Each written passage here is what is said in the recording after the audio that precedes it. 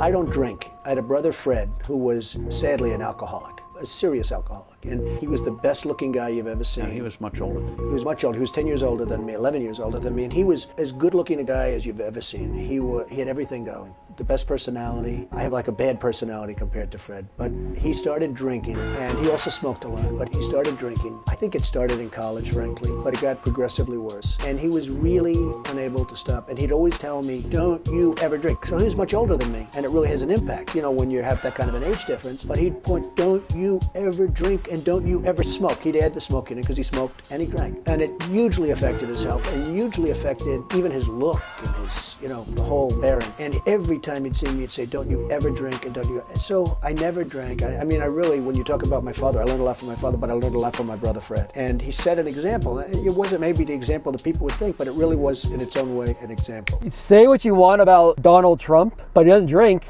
He paid attention to what his brother said. Because Trump was able to see how alcohol affected his brother's life, Trump was able to look at that and say, no, I'm not doing that. Thank God for all of us. That guy would have been a fucking maniac boozing. Props to the older brother, Fred, for showing the way to Trump and telling Trump, don't drink, don't drink, don't drink, don't smoke. So at least he knew not to go down the same wrong turn as Fred. Nice work, Fred.